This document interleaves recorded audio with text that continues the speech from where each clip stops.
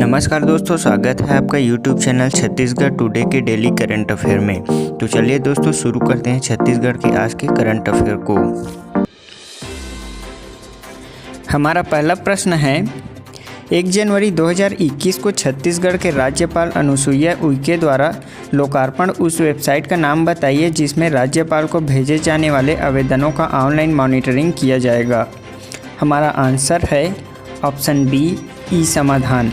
राज्यपाल अनुसुईया उइके द्वारा 1 जनवरी को राजभवन में ई समाधान वेबसाइट www.esamadhan.cg.gov.in का लोकार्पण किया गया।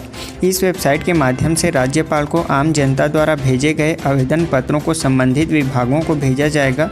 साथ ही राजभवन सचिवालय द्वारा उन आवेदनों पर की जा रही कार्यवाही एवं विभिन्न विभाग कार्यालय स्तर पर लंबित आवेदनों की ट्रैकिंग की जा सकेगी। इससे भवन सचिवालय को संबंधित विभाग को भेजे गए आवेदन पत्र की स्थिति, निराकरण की अद्यतन स्थिति की मॉनिटरिंग करने में सुविधा होगी।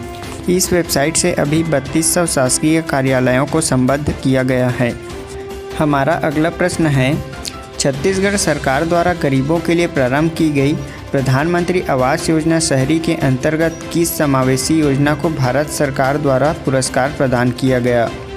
हमारा आंसर है ऑप्शन सी, मोर जमीन मोर मकान। छत्तीसगढ़ सरकार द्वारा गरीबों के लिए प्रारंभ की गई प्रधानमंत्री आवास योजना शहरी अंतर्गत समावेशी मॉडल मोर जमीन मोर आवास को भारत सरकार द्वारा पुरस्कृत किया गया है। भारत सरकार आवासन एवं शहरी कार्य मंत्रालय द्वारा प्रधानमंत्री आवास योजना अंतर्गत मिशन के 4 वर्ष पूर्ण होने के उपलक्ष्य में PMYU यानी कि प्रधानमंत्री आवास योजना अर्बन और आशा अवार्ड के तहत छत्तीसगढ़ राज्य को 3 श्रेणियों में अवार्ड प्राप्त हुए हैं। ये 3 श्रेणियां हैं best convergence with other mission, best performing municipal council और बेस्ट हाउसिंग कंस्ट्रक्शन श्रेणी में छत्तीसगढ़ को यह पुरस्कार प्राप्त हुए हैं। प्रधानमंत्री आवास योजना का प्रारंभ 25 जून 2015 को हुआ था। हमारा अगला प्रश्न है, देश का कौन सा राज्य धान से एथेनॉल उत्पादन करने वाला पहला राज्य बनने जा रहा है। हमारा आंसर है ऑप्शन ए, छत्तीसगढ़। छत्तीसगढ़ धान से एथेनॉल उत्पादन करने वाला देश का पहला राज्य बनने जा रहा है। इसके अंतर्गत राज्य में 4 नए एथेनॉल संयंत्र स्थापित होने की संभावना है। राज्य में धान और अन्य कृषि उत्पादों से बायोफ्यूल व एथेनॉल बनाने के लिए केंद्र से अनुमति मिलने के बाद प्रदेश में एथेनॉल उत्पादक इकाइयां स्थापित करने की कवायद तेज हो गई है। इसके लिए 1.17 लाख किलोलीटर एथेनॉल निर्माण की वार्षिक लक्ष्य रखा गया है। हमारा अगला प्रश्न है, अभी हाल ही में राज्य में नगरनार स्टील प्लांट उत्पादन के लिए पूर्ण रूप से तैयार हो गया है। यह राज्य में कहाँ बनाया गया है। हमारा आंसर है ऑप्शन डी, जगदलपुर।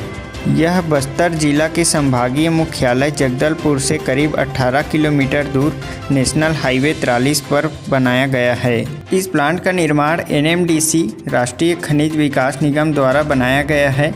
इसका कार्य 2021 से प्रारंभ होगा। हमारा अगला प्रश्न है, राष्ट्रीय खनिज विकास निगम NMDC की स्थापना कब हुई थी। हमारा आंसर है ऑप्शन ए, 1958। भारत सरकार के पूर्ण स्वामित्व प्राप्त सार्वजनिक क्षेत्र के उद्यम के रूप में NMDC limited national minerals development corporation limited की स्थापना 1958 में की गई थी।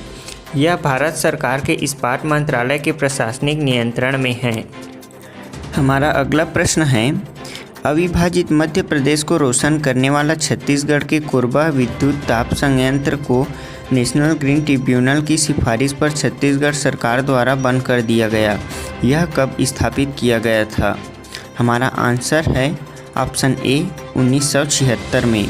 अविभाजित मध्य प्रदेश को रोशन करने वाला छत्तीसगढ़ के कोरबा स्थित विद्युत ताप संयंत्र को पूरी तरह बंद कर दिया गया है। प्रदूषण अधिक होने के कारण नेशनल ग्रीन ट्रिब्यूनल NGT ने राज्य सरकार से इसे बंद करने की सिफारिश की थी। करीब 2 साल पहले इसकी 50-50 मेगावाट की 4 इकाइयों को भी बंद किया जा चुका है। अब 120-20 मेगावाट की 2 इकाइयों को भी बंद कर दिया गया है। इसे भारत हैवी इलेक्ट्रिकल्स लिमिटेड भेल के सहयोग से 1976 और 1981 में कोरबा में विद्युत ताप संयंत्र की 120 मेगावाट की 2 इकाइयों की स्थापना की गई थी। छत्तीसगढ़ राज्य ऊर्जा उत्पादन कंपनी लिमिटेड CSPGCL इस प्लांट को संचालित कर रही थी।